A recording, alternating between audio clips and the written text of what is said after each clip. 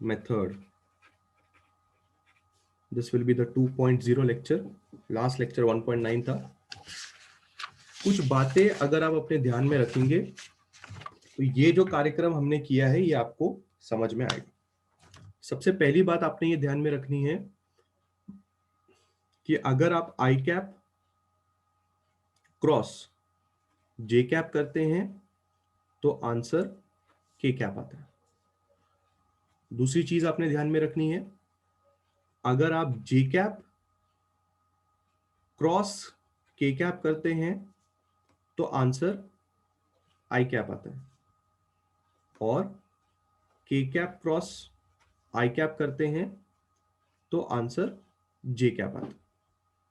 अब अगर आप इसका उल्टा करते हैं, if you just turn these two vectors मतलब अगर आपने जे कैप क्रॉस आई कैप करने की कोशिश की तो आपका आंसर माइनस के कैप आएगा. सिमिलरली इसका उल्टा कर दीजिए, के कैप क्रॉस जे कैप करने की कोशिश की, आंसर माइनस आई कैप आएगा. और अगर आपने आई कैप क्रॉस के कैप करने की कोशिश की तो आंसर माइनस जे कैप आएगा. अगर आपने ये 6 चीजें याद रखी तो आपको ये डेरिवेशन समझ में आएगा. डेरिवेशन में मल्टीप्लाई करना is not a big thing, वो आपको इजीली समझ में आ जाएगा. क्या ये डेरिवेशन इंपॉर्टेंट है? क्या ये डेरिवेशन एग्जाम में पूछा जा सकता है? हाँ, पूछा जा सकता है. वो बोल सकते हैं derive the formula for the cross product of two vectors, बोल सकते हैं वो लोग. ऐसा नहीं है कि इसको हमें इग्नोर करना है. और वैसे भी ये सिंपल है, ऐसा भी कुछ बड़ा इसमें धमाल नहीं है कि आप इसको छोड़ दोगे. जाते जाते लेक्चर में मैंने आपको इसका शॉर्ट फॉर्म, मतलब ये जो फॉर्मूला है वही फॉर्मूला मैंने आपको, सिमिलर फॉर्मूला मैंने आपको डिटर्मिनेंट से निकाल के दिखाया. ये भी फॉर्मूला आप याद रखने के लिए यूज कर सकते हो. सॉल्विंग के लिए भी हम ऐसे ही करेंगे. आज मैं एग्जांपल भी लूंगा आपके लिए, तो आप देखेंगे कि जब भी मुझे दो वेक्टर्स का क्रॉस प्रोडक्ट करने के लिए बोलेगा तो मैं यही फॉर्मूले का इस्तेमाल करके क्रॉस प्रोडक्ट करने वाला हूं. ठीक है, तो अब अगर आप ये चीज देखेंगे, ये वाला फॉर्मूला देखेंगे, तो आपको पता चलेगा कि इस फॉर्मूले में जो सबसे इंपॉर्टेंट नॉलेज लगी है वो ये है. नोटिस करिए, जब आपने पी एक्स आई कैप को क्यू एक्स आई कैप के साथ मल्टीप्लाई किया तो जो आई कैप क्रॉस आई कैप हुआ था वो कैंसिल हो गया था.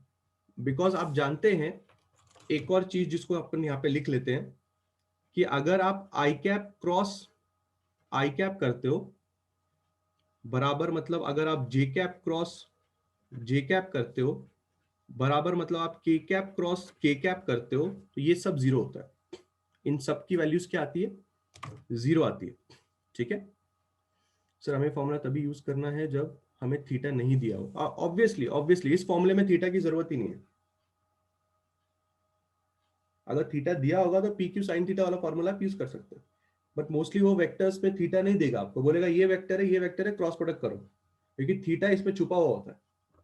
पर बिना थीटा दिए हुए वो पी क्यू साइन थीटा वाला फॉर्मूला नहीं लगेगा ना. पी क्यू साइन थीटा वाला फॉर्मूला कब लगेगा? जब थीटा पता होगा. थीटा नहीं पता है तो ये सॉल्व करना है. पर ये देखो, डेरिवेशन देखो, बिल्कुल ध्यान से देखो. पहला टर्म क्यों कैंसिल हुआ आपको समझ में आना चाहिए, क्योंकि आई कैप क्रॉस आई कैप जीरो हो गया. अब दूसरा टर्म बिल्कुल ध्यान से देखो. दूसरे टर्म में तुमने क्या किया है, px वाले बंदे को qy वाले बंदे के साथ मल्टीप्लाई किया. तो px और qy तुम्हारे सामने है, but I cap cross J cap हुआ क्योंकि वहां पे जे कैप था. अब आई कैप क्रॉस जे कैप अपनी लिस्ट में अगर आप ढूंढोगे आई कैप क्रॉस जे कैप तो वो के कैप होता है. तो वही मैंने इसको जब थर्ड स्टेप में लिखा तो ये तो कैंसिल हो गया, फर्स्ट टर्म कैंसिल हो गया. सेकेंड टर्म आप देख सकते हैं पी एक्स क्यू आई, बस आई कैप क्रॉस जे कैप के बदले मैंने के कैप लिख दिया. आपने क्या करना है, जब आपने डेरिवेशन देखना है तो आपने नोटिस करना है, if this terms get cancelled, ये तीन टर्म अगर कैंसिल हो जाते हैं तो जो आपका दूसरा टर्म है वो तीसरे स्टेप का पहला टर्म बन जाएगा, क्योंकि ये तो कैंसिल हो गया. फिर इसमें और इसमें आपने पहले के दो मैच करने हैं, पी एक्स क्यू वाई आपने मैच करना है. फिर आपने देखना है आई कैप क्रॉस जे कैप जो है वो के कैप लिखा गया, क्योंकि ऐसा होता है जो मैंने कल समझाया था आपको. फिर अगला टर्म देखो, पी एक्स क्यू जेड कैसे आया?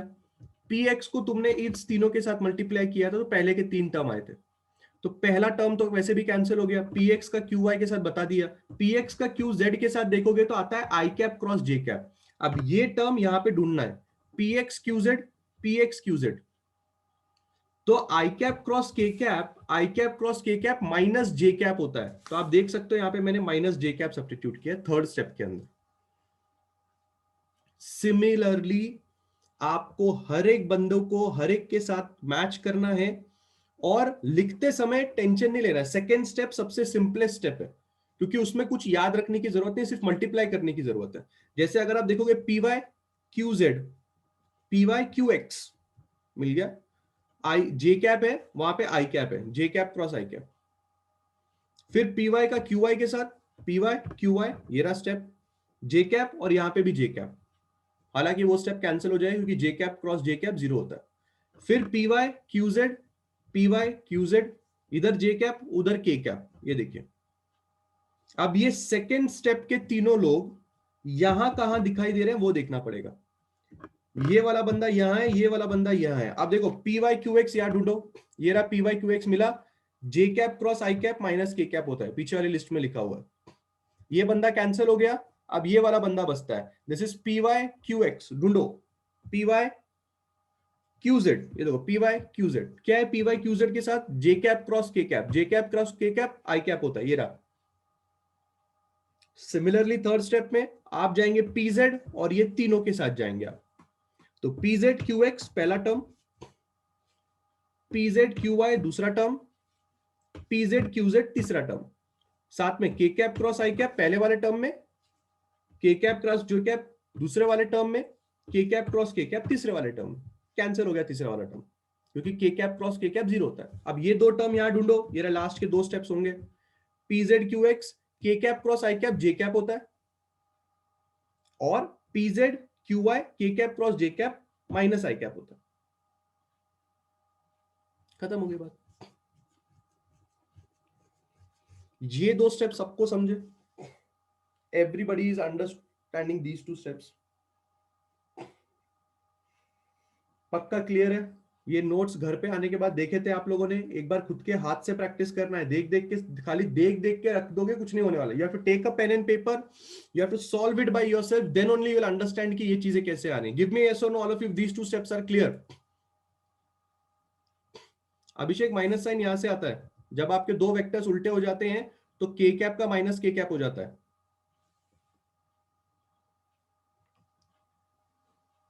क्लियर है सब लोग के दिमाग में? पक्का? No doubt. नाउ अब बस इस वाले स्टेप के बाद, इस वाले स्टेप के बाद आपने सिर्फ वेक्टर्स को कॉमन लिया है।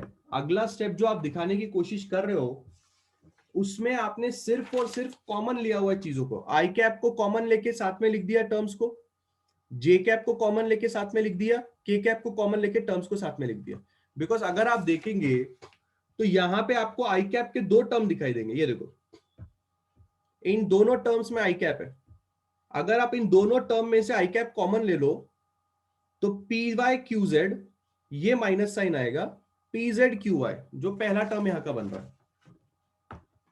वैसे ही जे कैप को कॉमन लेना है, वैसे ही के कैप को कॉमन लेना है, ये आपका फाइनल फॉर्मूला आ जाएगा। But as I said that final formula आपको रट्टा नहीं मारना है, क्योंकि आपके पास डिटर्मिनेंट सॉल्विंग है। सॉल्विंग करते वक्त डिटर्मिनेंट से ही सॉल्व करना है। You don't have to solve using that formula because you can't remember that formula. उतना झंझट पालना नहीं हम लोग को डायरेक्टली याद रखना। तो डिटर्मिनेंट सॉल्विंग का मैंने आपको बताया था, सबसे पहले आप आई कैप लेंगे, उसको यहां लिखेंगे, ब्रैकेट डालेंगे, आई कैप वाले बंदे के रो और कॉलम को बंद कर देना है, जो चार टर्म्स बचेंगे उसमें क्रॉस मल्टीप्लाई करना है, P Y Q Z with a minus sign, P Z Q Y. Cross multiply कैसे करना है वो भी मैंने आपको बताया, it should go from the left to right and right to left. फिर वापस सेकेंड स्टेप में माइनस साइन आएगा, याद रखनी है बात। डिटर्मिनेंट में जब भी आप सॉल्व कर रहे हैं सेकेंड स्टेप में माइनस साइन आएगा डिटर्मिनेंट के अंदर। फॉर्मूला मत देखो, फॉर्मूला में प्लस साइन है तो ये मत सोचना यहां भी प्लस साइन आएगा, माइनस साइन ही आएगा। डिटर्मिनेंट का ये रूल ही है कि सेकेंड वाले जो टर्म होता है उसके पहले माइनस साइन आता है। जे कैप है, उसका रो और कॉलम पूरा कैंसिल कर दो, पी एक्स क्यू जेड ये बचेगा और पी वाई क्यू एक्स ये बचेगा, बीच में माइनस साइन डालना मत भूलना। के कैप वाले टर्म को गायब करो, अब 4 बचेंगे, P X Q Y, P Y Q X, बीच में माइनस डालना मत भूलना। फिर जाते जाते मैंने आपको इस वाले फॉर्मूले को जो डेरिवेशन से आया और ये वाला फॉर्मूला जो डिटरमिनेंट सॉल्व करके आया, मैंने उसको कंपेयर करके आपको दिखाया था। पहला टर्म एग्जैक्टली मैच करता है, तीसरा टर्म एग्जैक्टली मैच करता है, सेकेंड टर्म में ऐसा लोगों को लग रहा था कि मैच नहीं कर रहा है, पर मैच कर रहा है। बस फर्क इतना है, माइनस साइन कॉमन ले। अगर आप यहां से भी माइनस साइन कॉमन लोगे आपको यही वाला टर्म मिलेगा। अभी हम लोग इसी डिटर्मिनेंट के यूज से क्वेश्चन सॉल्व करते हैं ताकि आपको कॉन्फिडेंस आए कि इस डिटर्मिनेंट की मदद से हम फाइनल आंसर कैसे निकालते हैं क्रॉस प्रोडक्ट का। बुक का एक क्वेश्चन लेते हैं हम लोग। Let us take a question from the book itself.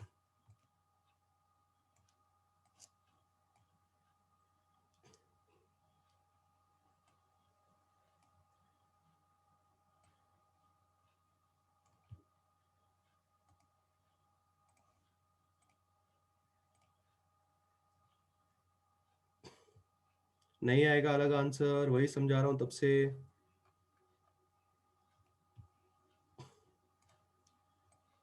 बस माइनस साइन आपका फॉर्मूला और डिटर्मिनेंट का फॉर्मूला एग्जैक्टली सेम है, टेंशन नहीं लेना है, ठीक है। चलो अब आप ये देख सकते हो, देयर इज एन एग्जांपल 2.7, ठीक है। एग्जाम्पल कहता है आपसे कि the angular momentum is L vector which is equal to R vector cross P vector. इस क्वेश्चन में वो हमसे एंगुलर मोमेंटम के बारे में बात करना चाहता है। एंगुलर मोमेंटम को एल वेक्टर से डिनोट किया जाता है, ठीक है। कोई भी घूमती हुई चीज होती है ना, कोई भी घूमती हुई चीज होती है उसके पास एंगुलर मोमेंटम नाम की चीज होती है। लीनियर मोमेंटम किसके पास होती है? लीनियर मोमेंटम एक ऐसे ऑब्जेक्ट के पास होती है जो सीधा जा रहा है, ट्रांसलेशन कर रहा है या लीनियर मोशन कर रहा है, उसके पास लीनियर मोमेंटम होगा। कोई घूमती हुई चीज के पास एंगुलर मोमेंटम होता है। एंगुलर मोमेंटम का जो फॉर्मूला होता है वो होता है R vector cross P vector. R आपका डिस्प्लेसमेंट या डिस्टेंस है, ये परपेंडिकुलर होना चाहिए। पी आपका लीनियर मोमेंटम है। अगर लीनियर मोमेंटम को आप डिस्टेंस के साथ मल्टीप्लाई करो तो एंगुलर मोमेंटम मिलता है। हायर क्लासेस में यानी कि 12th क्लास का पहला चैप्टर जो जो रोटेशनल डायनामिक्स है उसमें इस फॉर्मूले से मुलाकात होगी। फिलहाल सिर्फ आप जानिए कि एंगुलर मोमेंटम क्या होता है। दूसरी चीज, अगर आप क्वेश्चन ध्यान से पढ़ेंगे तो आर वेक्टर क्या होता है, उसको पोजीशन वेक्टर बोला गया। आप जानते हैं कि पोजीशन वेक्टर क्या होता है, हमने पढ़ा है स्केलर्स एंड वेक्टर्स में, मतलब ये चैप्टर में पोजीशन वेक्टर पढ़ा है। P linear momentum of the body होता है। उसके बाद उन्होंने आपको आर वेक्टर की वैल्यू यानी कि 4 आई कैप प्लस 6 जे कैप, वो टेक्स्ट बुक में क्रॉस लिख दिया है, एक्चुअली ये प्लस होना चाहिए। यहां पे आप देखें, यहां पे एक्चुअली प्लस होना चाहिए। 6 जे कैप माइनस 3 के कैप, ये आपको आर वेक्टर दे दिया। पी वेक्टर आपको क्या दे दिया? 2 आई कैप प्लस 4 जे कैप माइनस 5 के कैप। अब वो आपसे क्या चाहते हैं? वो चाहते हैं कि आप एल वेक्टर पता करो। अब आपको पता है कि आपको अगर आर वेक्टर दिया है और अगर आपको पी वेक्टर दिया है तो इन दोनों वेक्टर का आपको क्रॉस प्रोडक्ट करना है। अगर आपने इन दोनों वेक्टर्स का क्रॉस प्रोडक्ट किया तो आपको एल वेक्टर मिलेगा, ये सबको पता है।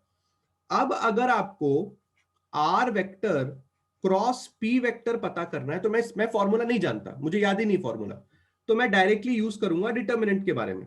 ये होगा आई कैप जे कैप के कैप। लिखने का तरीका सब लोग ने देखना है। ऊपर मैंने आई कैप जे कैप के कैप लिख दिया। अब आपने क्या करना है, आर वाले टर्म का जो कि पहला वेक्टर यहां पे है उसके सारे कोएफिशिएंट सबसे पहले लिखने हैं। 4 6 -3, 4 6 -3। अगर के कैप वाला कंपोनेंट होता ही नहीं, सिर्फ 4 आई कैप प्लस 6 जे कैप होता, तो के कैप वाले कंपोनेंट की जगह पे आप यहां पे 0 लिखते। जैसे आप डॉट प्रोडक्ट में भी 0 लिखते थे अगर के कैप का कंपोनेंट ना होता तो। यहां पे है तो जो है वो लिखा, नहीं होता तो 0 लिखते। पी वेक्टर के अब सारे कंपोनेंट्स आपने यहां पे लिखने हैं। देखते हैं क्या क्या कंपोनेंट्स है। 2, उसके बाद 4, उसके बाद -5। आई होप इतना लिखना सबको आएगा। अब मेरी बातें बिल्कुल ध्यान से देखें। टेक्स्ट बुक का आंसर भी आपके सामने है, हमारा आंसर भी हम लोग देखेंगे क्या होता है, पर यहां पे सब लोग को ध्यान देना है, वहां पे ध्यान नहीं देना है। Please pay attention. R cap cross R vector cross P vector करने के बाद आपको एल वेक्टर मिलेगा। अब इसको सॉल्व कैसे करना है आपने, सबसे पहले आपने आई कैप लिखना है, फिर आपने ब्रैकेट डालना है। मैंने आपको बोला था आई कैप वाले टर्म के रो और कॉलम्स को आप पूरा का पूरा बंद कर दीजिए, जो 4 टर्म बचेंगे उसमें मल्टीप्लाई कीजिए। 6 और 5, 6 5 30 होगा, पर क्योंकि -5 है इसलिए -30 होगा।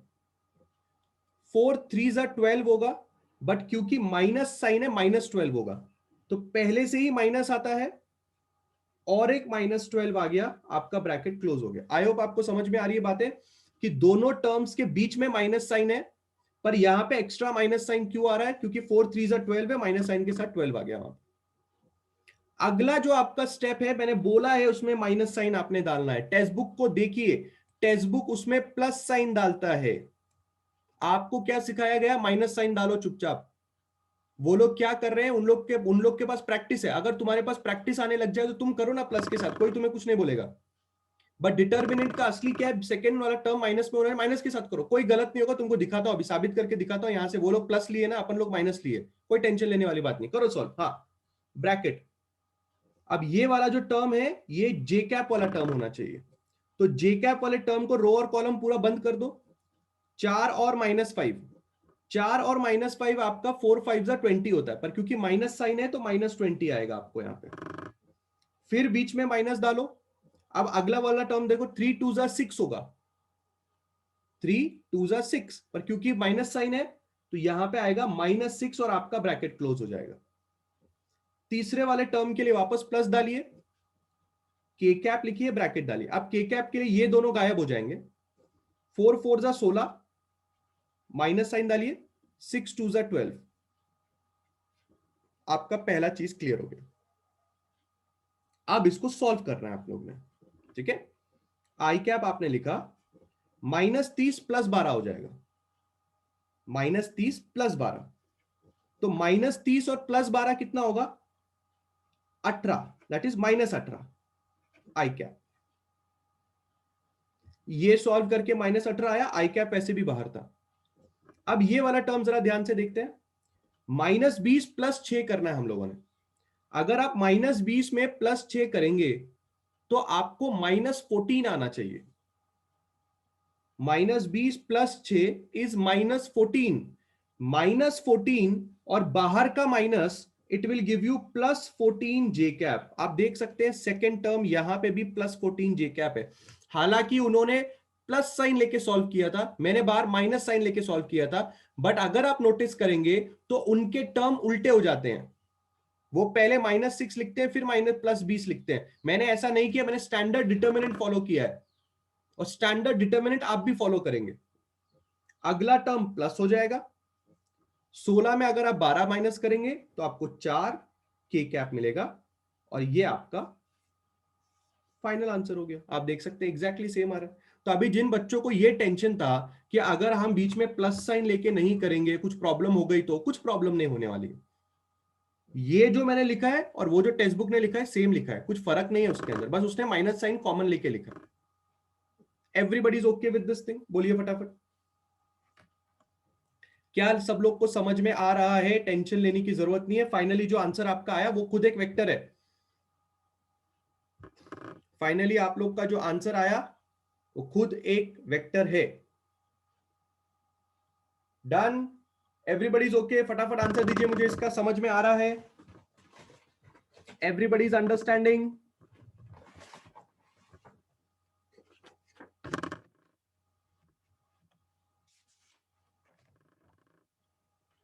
चलो बहुत ही बढ़िया। एक और एग्जाम्पल करते हैं हम लोग, ठीक है। एक और एग्जाम्पल करते हैं। याद रखिए, आप डिटर्मिनेंट का स्टैंडर्ड वे ही फॉलो करेंगे।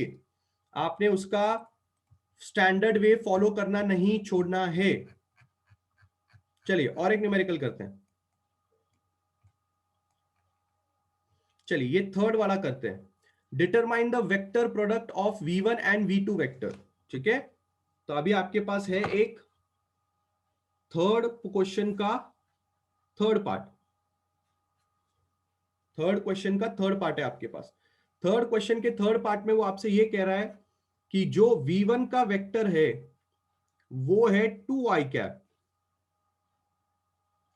Plus 3j cap minus k cap. ये रहा आपका वेक्टर पहला वाला, आप देख सकते हैं यहां पे। ठीक है, दूसरा वेक्टर देखते हैं क्लास, अच्छी तरह से अटेंशन पे करना है आप लोगों ने। v2 वेक्टर क्या होगा? v2 वेक्टर होगा i cap plus 2j cap minus 3k cap. तो आपने ये दोनों वेक्टर्स यहां पे लिख दिए। क्वेश्चन में साफ साफ आपको ये बोला गया है कि आपको वेक्टर प्रोडक्ट करना है इन दोनों का। वेक्टर प्रोडक्ट मतलब क्लास आपको क्रॉस प्रोडक्ट करना है।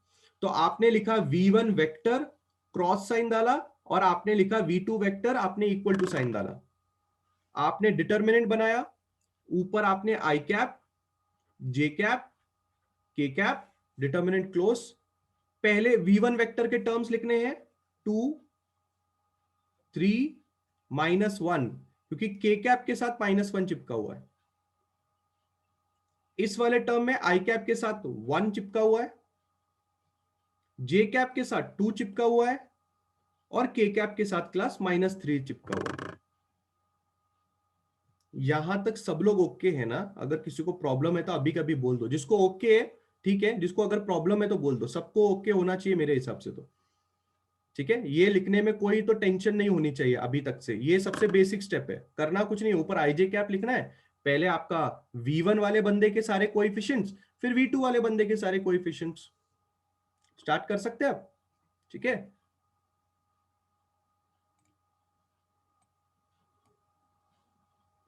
बना सकते हैं, बना सकते हैं,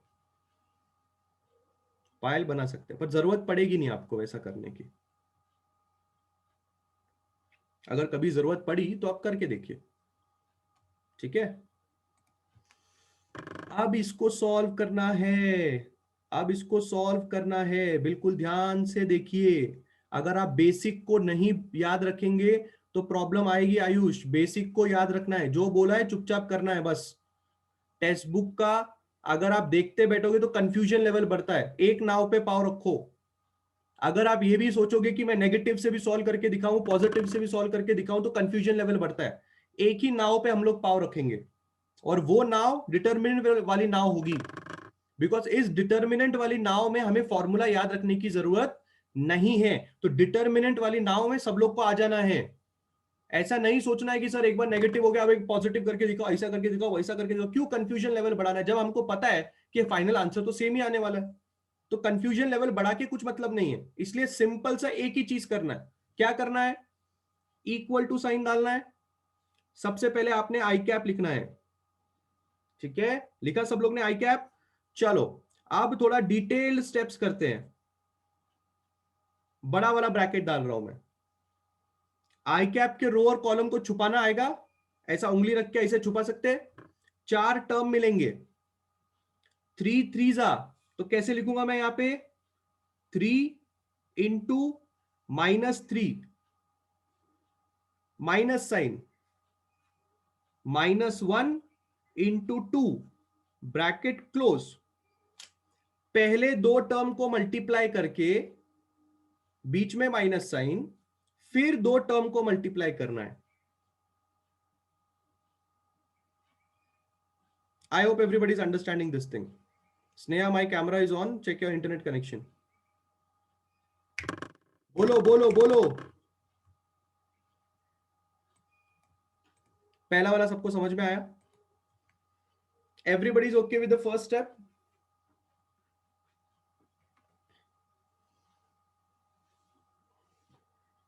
ठीक है, चलो अभी देखो मैं बीच में अभी क्या डालूंगा? अभी यहां बीच में क्या डालूंगा? प्लस डालूंगा, माइनस डालूंगा? माइनस डालूंगा। सेकेंड टर्म में माइनस साइन, फिर मैं लिखूंगा जे कैप, वापस एक बड़ा वाला ब्रैकेट डालूंगा। ठीक है, अब जे कैप के रो और कॉलम को छुपा दो, जे कैप के रो और कॉलम को छुपा दो, आपको 4 टर्म दिखाई देंगे, एक इधर, दो इधर, दो इधर, लेफ्ट टू राइट जाना है और फिर यहां से यहां आना है। तो आप कैसे लिखेंगे यहां पे, आप लिखेंगे 2 इंटू -3, बीच में माइनस साइन, और फिर आपका -1 इंटू 1, तो आपका आ गया -1 इंटू 1, और आपने कर दिया ब्रैकेट क्लोज। ठीक है, अब क्या करना है, याद रखना है, लेफ्ट टू राइट ही जाना है पहले, शुरुआत, वो कल का स्टेप याद है, is the time to disco, यहां से यहां ही जाना है आपने, फिर आप वहां से वहां आएंगे, उंगली पहले लेफ्ट टू राइट है, फिर राइट टू लेफ्ट है, जैसे बोला वैसे करना है। ऐसा लिख सकते हैं, वैसा लिख सकते हैं, हमने डिटरमिनेंट थोड़ी बनाया जैसी मर्जी वैसे काम करेंगे। डिटरमिनेंट सॉल्विंग का स्पेसिफिक स्टेप्स है, वो स्टेप्स आपने फॉलो करने हैं, वरना आंसर गलत आएगा आपका। अब आप प्लस साइन डालें, फिर आप के कैप लिखें, आप बड़ा ब्रैकेट डालें। अब के कैप के लिए आप इसको छुपा देंगे और आप इसको छुपा देंगे, आपको वापस 4 टर्म्स मिलेंगे।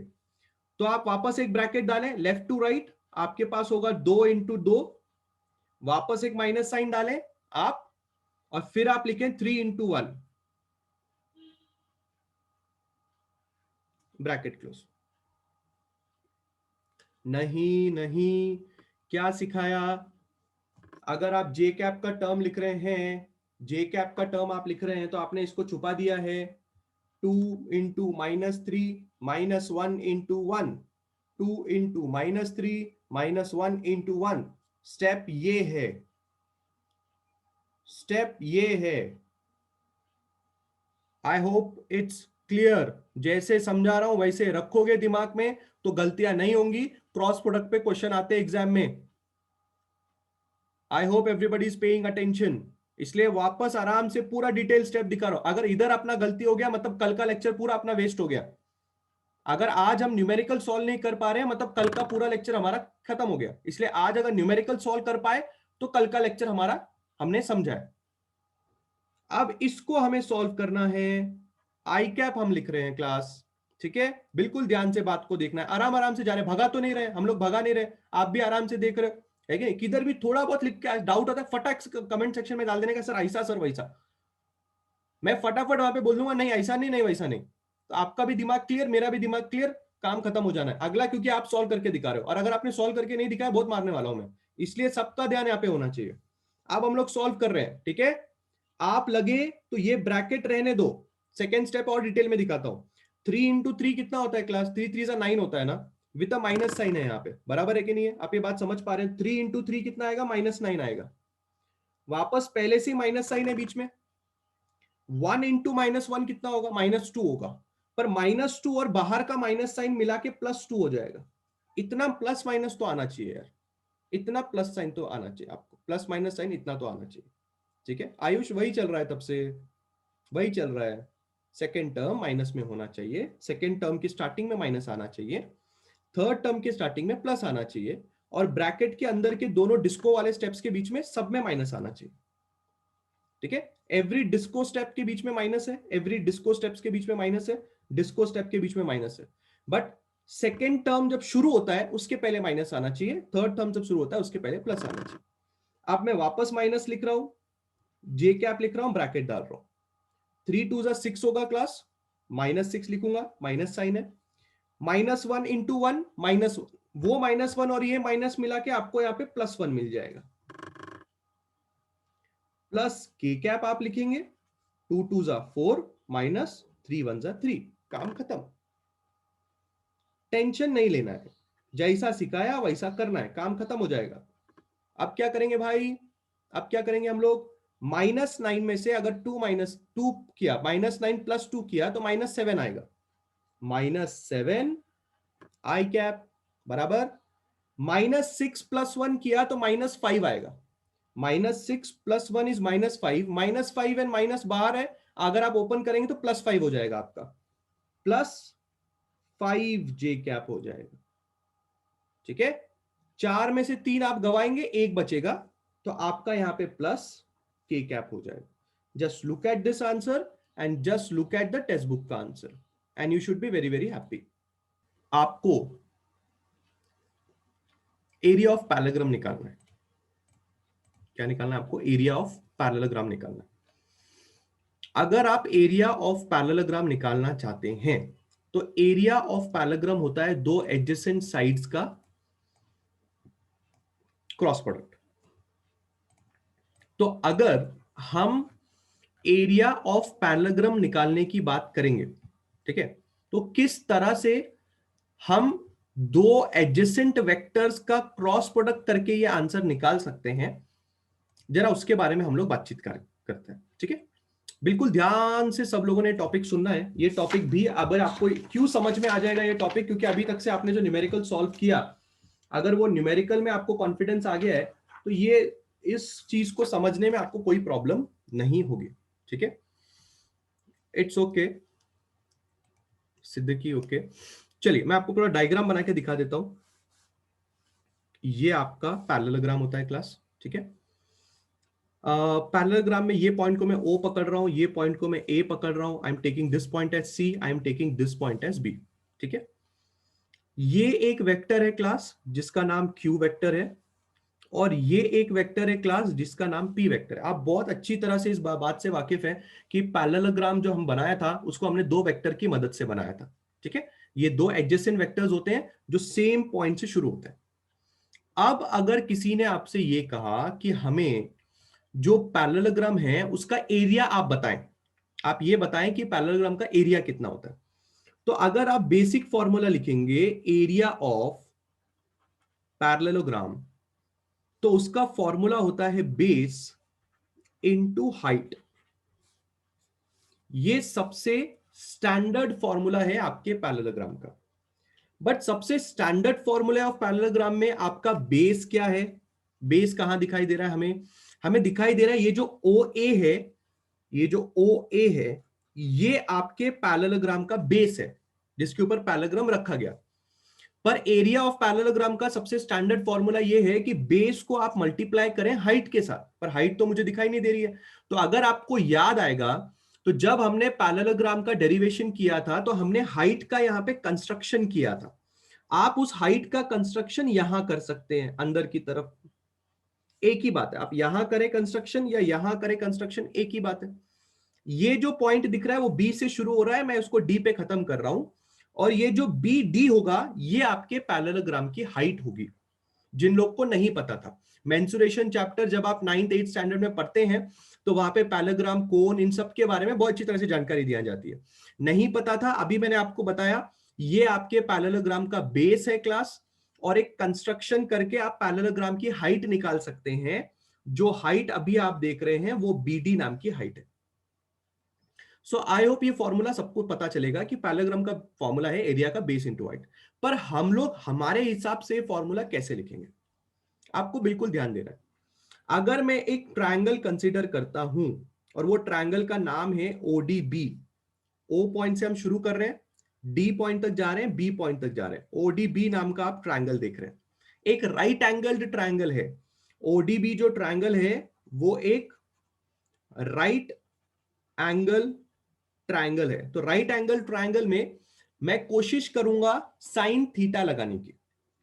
अगर मैंने इस वाले ट्रायंगल में साइन थीटा लगाया तो आप बहुत अच्छे से जानते हैं कि इस वाले एंगल को हम थीटा पकड़ते हैं, दो वेक्टर के बीच का एंगल थीटा होता है।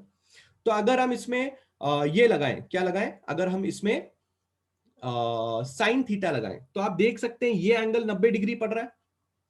तो साइन थीटा लगाने पे क्या आएगा? साइन थीटा लगाने पे आएगा आपके पास H/Q। बिल्कुल ध्यान से देखिए, साइन थीटा मतलब ऑपोजिट अपॉन हाइपोटेन्यूज। ऑपोजिट आपका हाइट है, हाइपोटेन्यूज आपका Q है। यहां से आपको पता चलेगा कि H की वैल्यू आ सकती है Q साइन थीटा। आपने इसको रखना है संभाल के। अब मैं सब लोग से पूछना चाहूंगा दो चीजें। क्या आपको ये बात समझ में आई, ये पैरेललोग्राम की हाइट मैंने कैसे बनाया? दूसरी बात, क्या आपको समझ में आया मैंने इस ट्रायंगल में साइन थीटा लगा के H = Q साइन थीटा कैसे लेके आया? ये दो बातें सबको समझिए तो आगे बढ़ने में मतलब है। Give me a yes or no. छोटे छोटे स्टेप करेंगे, हम एक दूसरे से कंफर्म कर लेते हैं कि भाई आपको समझ में आया, मैंने पढ़ा दिया, इस यस और नो, फिर आगे बढ़ने में मतलब है। Everybody is okay? ठीक है। ये जो ट्रायंगल में आपने साइन थीटा लगाया, साइन थीटा लगाना आता है सब लोगों को? बचपन में कभी साइन थीटा सीखा है सब लोगों ने? ये आपका एक राइट एंगल ट्रायंगल है, ये एंगल आपका थीटा है, ये 90 है, यहां पे Q है, यहां पे H है, बराबर? आप देख सकते हैं ना, ये साइड Q है, ये साइड आपकी H है। तो साइन थीटा क्या बोलता है? ये पॉइंट O है, ये D है, ये पॉइंट आपका B है। तो अगर आप साइन थीटा लगाओगे तो आपको मिलेगा BD upon OB। BD H है, OB Q है। अब आपने क्या करना है? आपने वापस ये वाला फॉर्मूला लिखना है, एरिया ऑफ पैरेललोग्राम। लिखा आपने वापस ये फॉर्मूला। बेस, बेस यानी ओए, ओए क्या है? पी। याद रखिए, पी वेक्टर नहीं, पी। क्यों? क्योंकि पैरेललोग्राम लॉ वेक्टर एडिशन में साफ साफ लिखा था कि आपके जो पैरेललोग्राम के साइड्स होंगे वो वेक्टर के मैग्नीट्यूड से डिनोट किए जाएंगे। लिखने के लिए यहां पी वेक्टर लिखा है क्योंकि बताना है, क्योंकि एरो मार्क के साथ है। बट जब इस ओ ए की वैल्यू आप कहीं लिखेंगे, ओ ए एक साइड है, ओ ए एक बेस है, तो ओ ए लिखते समय पी वेक्टर नहीं पी लिखना है, क्योंकि ओ ए आप एक लेंथ बता रहे हैं, आप एक मैग्नीट्यूड बता रहे हैं, इसलिए ओ ए के बदले आपने पी लिखा। बीडी, बीडी क्या है? ये है बीडी, बीडी यानी कि एच, और एच के बदले आपने अभी अभी क्यू साइन थीटा निकाला, तो उसके बदले आप लिखें क्यू साइन थीटा। तो ये आप फॉर्मूला देखें, ये आपका फॉर्मूला एरिया ऑफ पैरेललोग्राम। पर तभी मुझे क्लिक हुआ कि अगर ये फॉर्मूला मैंने कहीं देखा है तो शायद मैं एरिया ऑफ पैरेललोग्राम को ऐसे भी तो लिख सकता हूं, P vector cross Q vector. क्योंकि अगर पी क्यू साइन थीटा कहीं आ जाए तो पी क्यू साइन थीटा का मतलब क्या हुआ? पी क्यू साइन थीटा का मतलब हुआ P vector cross Q vector. तो अगर कोई मुझे एरिया ऑफ अ पैरेललोग्राम निकालने के लिए बोलता है और मुझे वो दो वेक्टर्स देता है, तो मैं उन दोनों वेक्टर्स का अगर मैंने क्रॉस प्रोडक्ट कर दिया तो मुझे डायरेक्टली एरिया ऑफ पैरेललोग्राम मिल जाएगा। मुझे ये बेस इंटू हाइट वाइट करने की जरूरत ही नहीं है, मुझे इतना सब झमेले में पढ़ने की जरूरत ही नहीं है, मेरे पास ये डायरेक्ट फॉर्मूला है। क्या आपको ये बात समझ में आ रही है? एरिया ऑफ पैरेललोग्राम दो वेक्टर से दिया जाए तो डायरेक्टली उनका क्रॉस प्रोडक्ट निकाल के एरिया निकाला जा सकता है, ये मैंने आपको अभी कभी प्रूफ करके दिखा दिया। तो क्या आप हाइट के झंझट में पड़ेंगे? क्या आपका हाइट निकालने का टेंशन रखेंगे कि आप डायरेक्टली दो वेक्टर्स जो दिए उनका क्रॉस प्रोडक्ट करेंगे, आपको फाइनल आंसर आ जाएगा? डायरेक्टली क्रॉस प्रोडक्ट करके फाइनल आंसर लिखाएंगे हम लोग। क्या आपको ये बात समझ में आ रही है? Is area of a parallelogram scalar और a vector? Area of a parallelogram is a vector. याद रखिए हरदम, जब भी आप एरिया नाम की क्वांटिटी देखते हैं वो एक वेक्टर क्वांटिटी होती है। एरिया, किसी भी चीज का एरिया एक वेक्टर क्वांटिटी होती है। Everybody is understanding this thing और नॉट? Come on. बहुत ही वैलिड सवाल पूछा था, क्योंकि आपको पता होना चाहिए कि जब भी दो वेक्टर्स का क्रॉस प्रोडक्ट होता है फाइनल भी बंदा एक वेक्टर ही आता है, इसलिए area of a parallelogram is also a vector quantity. Is everybody okay with this thing? Come on, give me a yes or no, जल्दी जल्दी बोलो यस और नो है। एकदम इजी है, कुछ टेंशन लेने की जरूरत ही नहीं है। ऐसा कुछ है ही नहीं जिसमें आपको टेंशन लेने की जरूरत है, डायरेक्ट बता दिया, काम खत्म हो गया। बराबर है? ठीक है। अब मैं आपको इसके ऊपर एक क्वेश्चन दे रहा हूं, आप लोग को दे रहा हूं, आप लोग मुझे सॉल्व करके बताएंगे। ठीक है, चलो। अब आप लोग को एक क्वेश्चन देता हूं, आप लोग मुझे सॉल्व करके दिखाओगे एक क्वेश्चन। पेज नंबर 3 था ये अपने लिए, पेज नंबर 4 पे जा रहे हैं। ठीक है, क्वेश्चन बिल्कुल ध्यान से समझना। क्वेश्चन है कि आपके पास एक पी वेक्टर है, ठीक है, जिसका नाम है 2i cap plus 3j cap plus 4k cap. आपके पास एक क्यू वेक्टर है जिसका नाम है 3i cap plus 5j cap plus k cap. Question में बोला गया है, क्वेश्चन में बोला गया है कि ये दोनों के दोनों वेक्टर्स, ये दोनों के दोनों vectors 2 adjacent sides of a parallelogram है। एडजेसेंट साइड का मतलब आई होप सबको समझ में आता है। अभी जो मैंने क्लास इस तरह से चीजें बनाई थी, ये आपको दिखाई दे रहा है, एक पी वेक्टर दिखाई दे रहा है, आपको क्यू वेक्टर दिखाई दे रहा है, इसको आप to adjacent sides of the parallelogram बोलते हैं। तो क्या क्वेश्चन में बोला गया आपको? क्वेश्चन में ये बोला गया आपको कि P vector and Q vectors are the two adjacent sides of the parallelogram. और क्वेश्चन बोलता है आपको कि आप फाइंड करें, फाइंड एरिया ऑफ पैरेललोग्राम। आपके ऊपर है, मैं कुछ हेल्प नहीं करने वाला, मुझे आंसर चाहिए। मैंने पेन रख दिया है। बहुत ही बढ़िया है।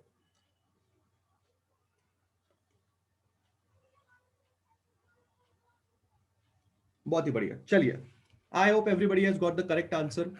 क्लास, हम लोगों ने चैप्टर खत्म कर दिया है, चैप्टर पूरी तरह से खत्म हो चुका है, ठीक है। बट मैं अभी आपको और क्वेश्चंस दूंगा, आप लोग मुझे और क्वेश्चंस अभी के अभी सॉल्व करके दिखाएंगे, ठीक है। We have finished the chapter, but हम लोग अभी, मैं आपको और क्वेश्चंस दूंगा, आपको मुझे और क्वेश्चंस फटाफट सॉल्व करके दिखाने हैं। और सब लोग रेडी हैं पेन पेपर के साथ? All of you are ready with the pen and paper? Sanvi, I hope I am pronouncing right name. आप चाहते हैं क्या मैं सॉल्व करके दिखाऊं? आपने तो आंसर अभी बताया था, क्या प्रॉब्लम है? अभी तो आपने आंसर बताया था। अगर आप कॉन्फिडेंट है तो मैं सॉल्व करके उसमें टाइम जाने से अच्छा मैं और आपको थोड़े बहुत क्वेश्चंस दे दूंगा, तो आप लोगों की और वहां पे प्रैक्टिस हो जाएगी। बस ये हमारा मेन मोटो था। मैंने आई कैप लिखा, आई कैप के टर्म में छुपा दूंगा, यहाँ पे 1 आना चाहिए, ठीक है। तो सबसे पहले मैं 3 × 1 करूंगा, 3 होगा, माइनस करूंगा, 4 5 जा 20 आएगा, अगला टर्म माइनस में आएगा, ये छुपा दूंगा, 2 1 जा 2 हो जाएगा, -4 3 जा 12 हो जाएगा, प्लस साइन अगला के कैप में डाल दूंगा, 5 2 जा आपका 10 हो जाएगा, माइनस साइन डाला, 3 3 जा 9 हो जाएगा। ये आप देख सकते हैं, अगर 20 में से आप 3 माइनस करेंगे तो -17 आई कैप आएगा। ये आप 2 में से माइनस करेंगे तो आपका -10 आएगा, -10 और बाहर का +10 जे कैप हो जाएगा। और अगर आप इसको माइनस करेंगे तो आपका के कैप आएगा। आपका फाइनल आंसर डन है।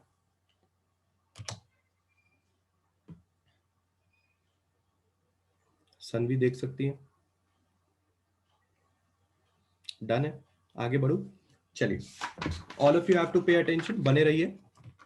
5वां पेज है, मैं आपको क्वेश्चन दे रहा हूं, मैं आपकी कुछ हेल्प नहीं करने वाला, मैं आपकी कोई हेल्प नहीं करने वाला, ठीक है। आदित्य चेक कीजिए आपका K0 कैसे आया, क्योंकि K के टाइम पे 10 - 9 आना चाहिए। अगर 10 - 9 आएगा तो फिर हो जाएगा। स्क्रीन क्लियर नहीं है, मेरी स्क्रीन क्लियर है? All of you are seeing this page clearly? Sir I get problem in K, अच्छा यू गेट प्रॉब्लम इन के इज इक्वल टू 0। के इज इक्वल टू 0 का मतलब है के का टर्म ही नहीं दिया, तो के इज इक्वल टू 0 पुट करना है वहां पे। अगर आपको के का टर्म ही नहीं दिया तो के इज इक्वल टू 0 पुट करना है, और क्या। आदित्य वही बोल रहे हैं ना आप, जैसे अभी मैंने आपको एक क्वेश्चन दिया था, उसमें के का टर्म ही नहीं था, 2 i कैप + 3 j कैप था, के का टर्म ही नहीं था। तो के का टर्म ही नहीं था तो उस के की जगह पे 0 पुट कर देना आपने। चलिए, और एक क्वेश्चन हम करने जा रहे हैं, हम नहीं आप करने जा रहे हैं, मैं आपकी बिल्कुल भी हेल्प करने वाला नहीं हूं। देखता हूं पूरा चैप्टर घर पे कितना प्रैक्टिस करते हो, कितना घर पे जाके इन चीजों को देखते हो, और कितना आप लोग समझ पा रहे हो कि रेगुलरली अगर मैं हर एक लेक्चर का पीडीएफ अगर मैं रेगुलरली देखता हूं, और मैं सर को उसी टाइम पे व्हाट्सएप पे डाउट पूछता हूं कि सर ऐसा हो गया, सर वैसा हो गया, सर कैसा हो गया, तो मेरे को भी समझ में आएगा, मेरा उधर की उधर चीजें समझ में आ जाएंगी, और मैं रोज प्रैक्टिस भी करूंगा। भले ही सर ने जो न्यूमेरिकल क्लास में लिखा है वही मैं वापस बैठ के प्रैक्टिस करूंगा। तो मैं 11th स्टैंडर्ड में अबव 90% लाने के लिए तैयार हूं, अगर आप लाना चाहते हैं तो। नहीं तो सोते रहिए, नहीं रेगुलर प्रैक्टिस मत कीजिए, कुछ भी नहीं होने वाला, मैं लिख के देता हूं। Let me give you an question. Find a vector which is parallel to p vector is equal to 2 i cap minus 3 j cap and has a magnitude of √15. And 3 I cap, and कहां से लेके आ गए भाई? सन्नाटा छा गया ना, सन्नाटा। 135 SN, आपने अभी तक से अपना नाम नाम रीनेम नहीं किया। मैं क्या आपको 1359 ऐसे नहीं बुलाते बेटू?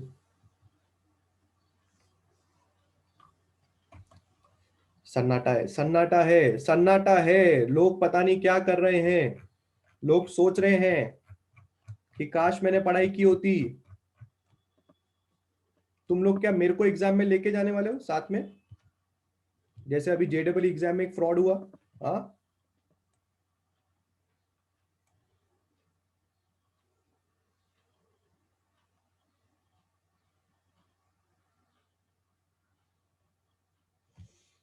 आ रहे धीरे धीरे आंसर्स तो आ रहे हैं। रितेश का आंसर आया है, श्वेता ने अभी आंसर भेजा है।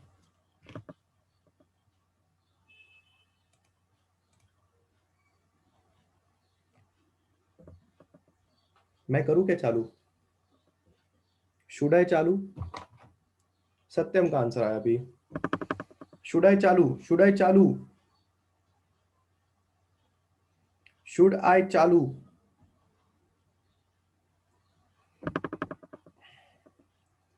जिन लोग के आंसर्स नहीं आ रहे, शुड आई चालू? जिनके आंसर आ गए तो वो लोग वेट कर रहे हैं कि मेरा सही है कि नहीं गलत चेक करने के लिए। जिन लोग के आंसर नहीं आए, शिफा कैसे 50.34? क्या आप क्या बता रहे हो? हम क्या पूछ रहे हैं?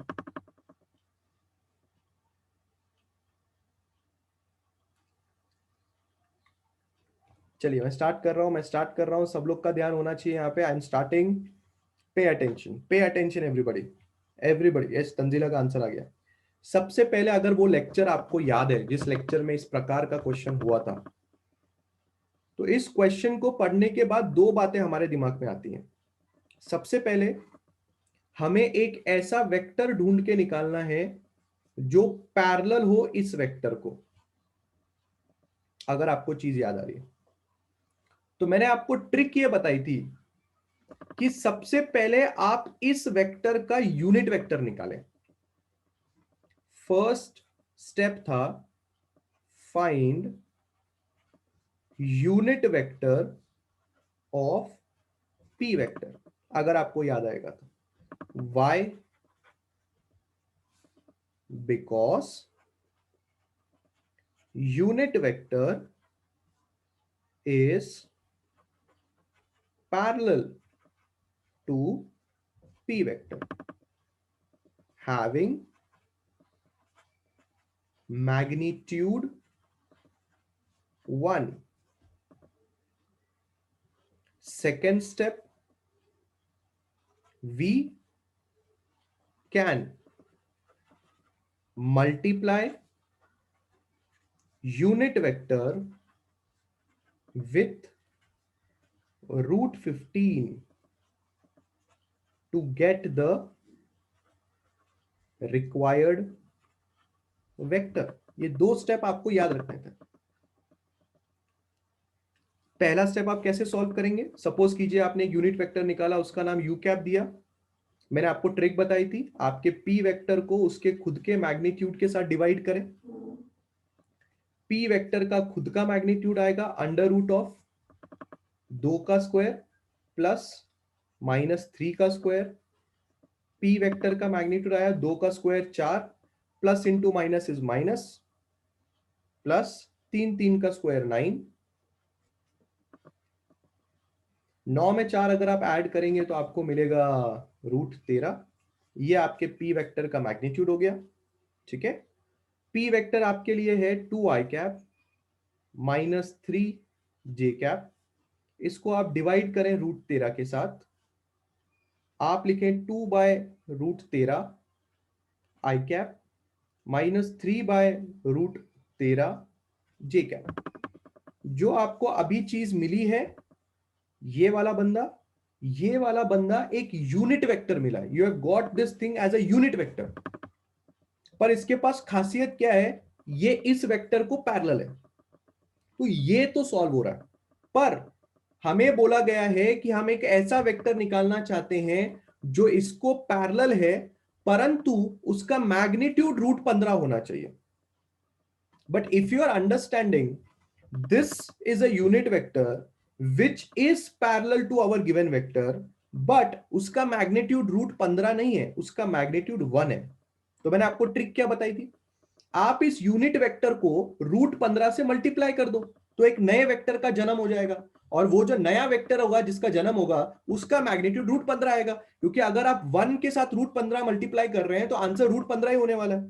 तो जो नया वेक्टर होगा, सपोज कीजिए आप उसको ले रहे हैं क्यू वेक्टर जो कि पैरेलल है इस वेक्टर के साथ, यानी कि 2 इंटू √13 आई कैप -3 इंटू √13 जे कैप, इस पूरे वेक्टर के साथ आप √15 मल्टीप्लाई कर दो, आपका काम हो जाएगा। तो आपका क्यू वेक्टर आना चाहिए 2 √15 अपॉन √13 आई कैप -3 √15 अपॉन √13 जे कैप। ये वो वेक्टर है जो आपके पी वेक्टर को पैरेलल है।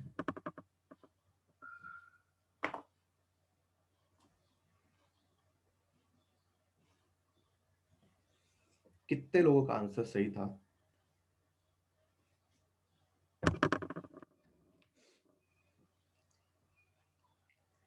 हमजा पिछला लेक्चर जाके देखिए। अभी हम यहाँ पे समझने के लिए नहीं बैठे हैं, अभी हम यहाँ पे प्रैक्टिस के लिए बैठे हैं। अगर आपको नहीं समझा इसका मतलब आपने घर जाके प्रैक्टिस नहीं किए। रिप्लाई जिन लोग का आंसर सही आया था। मैं खाली आज आपको ये बताना चाहता हूं कि यहां लेक्चर अटेंड करने से आप टॉप नहीं मारने वाले। अगर आप खुद घर जाके प्रैक्टिस नहीं करोगे, आप जो पिछला लेक्चर था जब मैंने ये एक्सप्लेन किया था, आप अगर नोटिस कर रहे हैं ये क्वेश्चन मैंने अभी आपको सिर्फ 4 मिनट में एक्सप्लेन किया। जब भी ये क्वेश्चन मैं रेगुलर लेक्चर में सॉल्व कर रहा था, कितना टाइम लिया मैंने? 45 मिनट से 1 घंटा मैंने लिया सिर्फ ये क्वेश्चन सॉल्व करने के लिए। मेरा 45 मिनट से 1 घंटा बर्बाद, अगर आज तुमने मुझे ये सॉल्व करके नहीं दिखाया तो।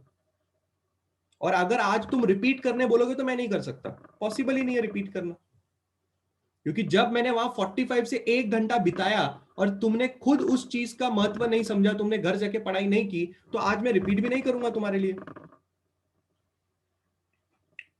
लेक्चर अटेंड करके टॉप नहीं मारोगे, मेरा लेक्चर अटेंड करोगे, घर जाके प्रैक्टिस करोगे तो टॉप मारोगे। Ready for the next question. आज दिल पे बात लगनी चाहिए, आज दिल पे बात लगनी चाहिए, आज दिल पे बात लगनी चाहिए। बहुत सारे लोग मेरे से ये सवाल पूछते हैं, सर पोर्शन कब तक कंप्लीट होगा? मैं यही सवाल तुमसे पूछना चाहता हूं, तुम्हारा पोर्शन कब कंप्लीट होगा पढ़ के? मेरा पोर्शन तो हो जाएगा, मुझे टेंशन नहीं है, मैं पोर्शन तो आराम आराम से पढ़ा पढ़ा के खत्म कर दूंगा। तुम्हारा पोर्शन कब खत्म होगा? तुम्हारा पढ़ के अच्छे से, कि कभी भी मैंने तुम्हें कोई भी क्वेश्चन दे दिया और तुम उसी कॉन्फिडेंस के साथ सॉल्व करोगे, कब होगा ये तब होगा जब रेगुलर पढ़ोगे। पाइलअप हो रहा है, हर एक चीज पाइलअप हो रही है। लेक्चर वॉज फ्रॉम 1.1 से कब 2.0 आ गया, कब चैप्टर खत्म हो गया आपको पता नहीं चला, और आपके पास अब 10 पीडीएफ है पढ़ने के लिए। सिमिलरली करंट इलेक्ट्रिसिटी खत्म हो गया, सिमिलरली यूनिट्स एंड मेजरमेंट खत्म हो गया। आपने क्या ध्यान दिया?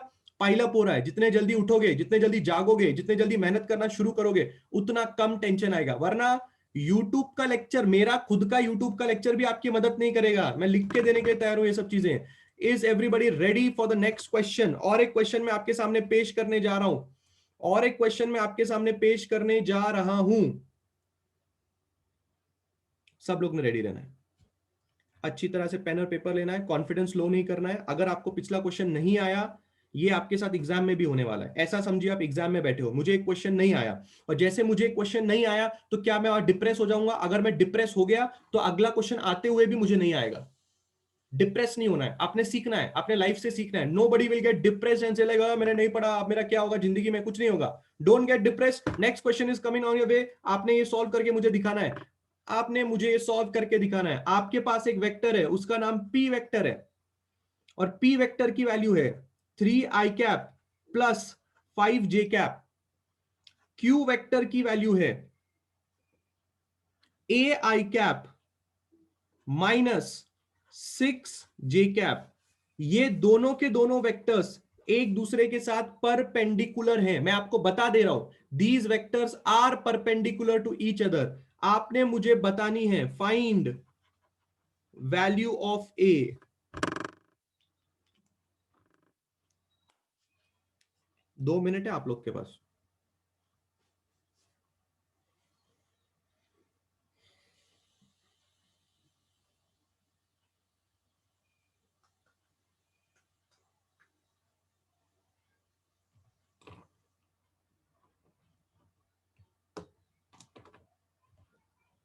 सबसे पहला जवाब यश का है।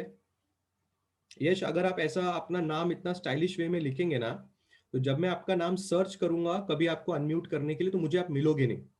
ठीक है, इसलिए इतना स्टाइलिश में अपना नाम मत लिखना, क्योंकि मुझे वो सब ढूंढने में टाइम लगेगा जो आपने यश जिस तरह से लिखा है। नॉर्मली यश लिखिए तो मुझे ढूंढने में मदद होगा। बहुत ही बढ़िया, बहुत ही बढ़िया, बहुत ही बढ़िया है।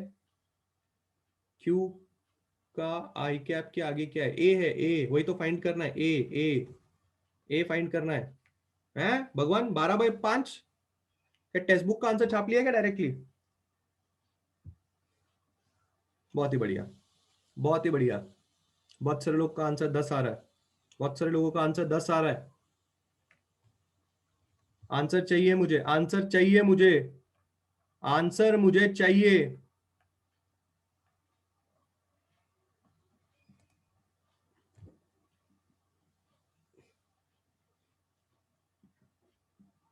हेमंत गुप्ता का आंसर 12 है।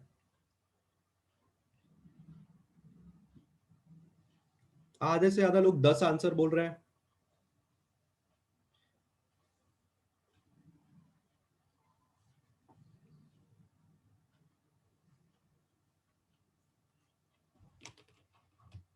बहुत ही बढ़िया। If p vector perpendicular to q vector, then p vector dot q vector should be 0। ये स्टेटमेंट अगर याद रखोगे तो सुखी रहोगे। दो वेक्टर अगर एक दूसरे को परपेंडिकुलर होते हैं तो उनका डॉट प्रोडक्ट 0 होता है। ठीक है, तो p vector dot q vector बराबर 0। डॉट प्रोडक्ट आप कैसे करते हो? पहले वाले बंदे का कोएफिशिएंट दूसरे वाले बंदे के कोएफिशिएंट के साथ आपने मल्टीप्लाई करना है। 3 इंटू ए, 3a। फिर आपने क्या करना है? दूसरे वाले बंदे का कोएफिशिएंट दूसरे वाले बंदे के साथ मल्टीप्लाई करना है। 5 6 30, but here it will be -30 बराबर 0। 3a बराबर 30 आएगा, a बराबर 30/3 आएगा, यानी कि a बराबर 10 आएगा। जिन लोग का आंसर 10 था, congratulation. Ready for the next question. इसी तरह से कॉन्फिडेंस बिल्डअप होगा, टेंशन नहीं लेना है। कॉन्फिडेंस इसी तरह से बिल्डअप होता है। जब आप रेगुलर प्रैक्टिस करेंगे, एक जगह होगी जहां आपको डिप्रेशन फील होगा, बट आप उसके साथ आगे आएंगे तो आपको कॉन्फिडेंस फील होगा। रेडी होना चाहिए आप लोगों ने अगले क्वेश्चन के लिए। अगला क्वेश्चन ये है कि show that a vector which is equal to I cap minus j cap upon root 2 is a unit vector। आपकी मर्जी, अब आप कैसे शो करते हो।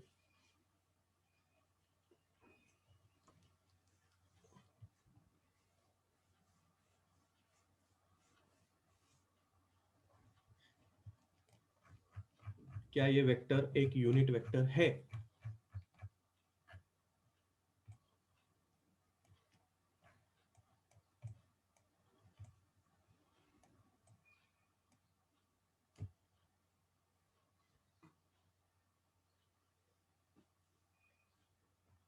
टाइम नहीं लगना चाहिए, 1 मिनट या मैक्सिमम 2 मिनट, 1 मिनट या मैक्सिमम 2 मिनट।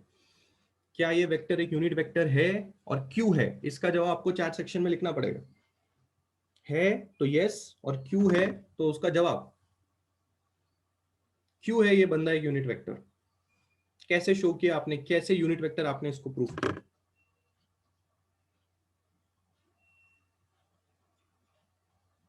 बहुत ही बढ़िया। This is a unit vector. Most of the people are saying this is a unit vector, and they are saying the reason also। बहुत ही बढ़िया, बहुत ही बढ़िया, बहुत ही बढ़िया।